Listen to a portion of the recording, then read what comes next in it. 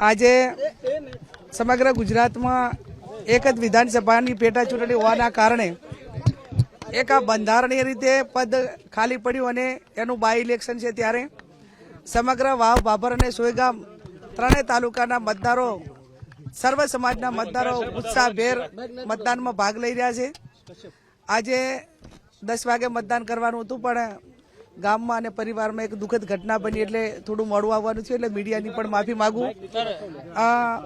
આ મતદાન એ આવનાર સમયમાં 2027નું રણસિંગુ એ આ વાવ વિધાનસભાના પરિણામ ઉપરથી જ્યારે ફૂંકાવાનું છે ત્યારે બનાસકાંઠા જિલ્લો એ સમગ્ર ગુજરાતની અંદર 26 સીટો ભારતીય જનતા પાર્ટીને 5 લાખના પ્લસથી લોકસભામાં જીતવા માંગતા હતા।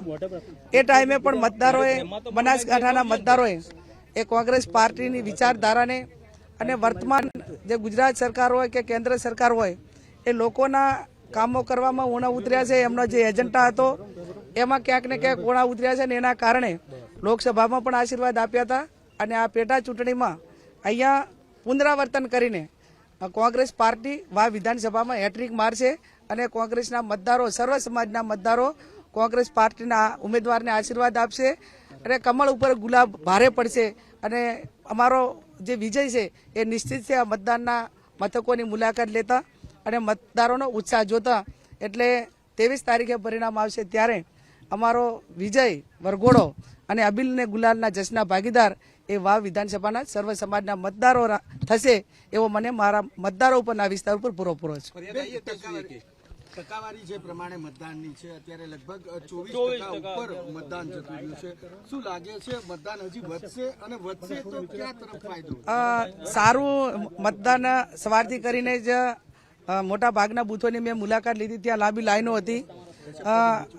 25% જે ઓલ ઓવર મતદાન છે પણ એ અત્યારના સમય સુધી ખૂબ સારું કહેવાય।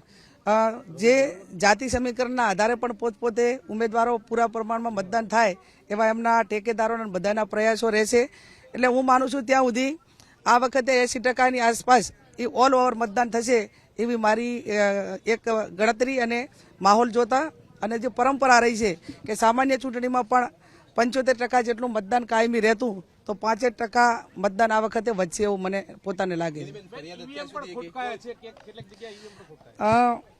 સવારમાં શનિસેડા હોય, અસાણા હોય, આવા 3-4 ગામોની અંદર ઈવીએમ મશીન છે એની ખરાબીના કારણે ક્યાંક ને ક્યાંક લાંબી લાઈનો લાગી અને મતદારોને વેટ કરવો પડ્યો।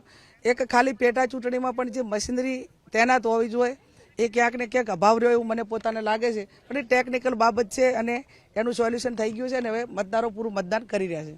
બીજી કોઈ પણ પ્રકારની ફરિયાદ જે પ્રચાર દરમિયાન આપે આક્ષેપ લગાયા હતા એવું કોઈ ફરિયાદ લાગી રહ્યું છે? એ બધું જ્યાં રૂલિંગ પાર્ટી જેને લોકશાહીને માનતા જ નથી, માત્ર પૈસા, સામ દામ દંડ ભેદને જે દબાવની રાજનીતિ છે એ એમના એકદમ પેલામાં આવી ગઈ છે વર્તનમાં, અને વર્તનમાં ને હવે પછી તો હું માનું છું કે એમના વારસામાં જ ખોટું કરવાનું, જૂઠું બોલવાનું, લોકોને ખોટા વાયદા આપવાના અને કેફી પદાર્થોથી ચૂંટણી જીતવા માટેના પ્રયાસો કરવાના, યુવાનોને કેફી પદાર્થોથી બરબાદ કરવાના આ એજન્ડા એમનો આજનો નથી, કાયમી રહ્યો છે।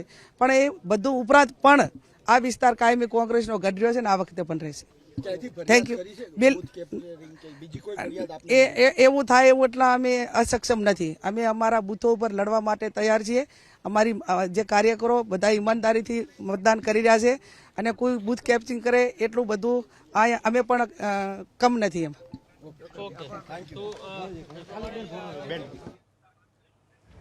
ગેનીબેન ઠાકોરે જીતનો વિશ્વાસ વ્યક્ત કર્યો। ગુલાબી સાડીમાં ગેનીબેને એવું કહ્યું કે કમળ પર ગુલાબ ભારે પડશે, આ રીતે જીતનો વિશ્વાસ વ્યક્ત કર્યો સાંસદ ગેનીબેન ઠાકોરે।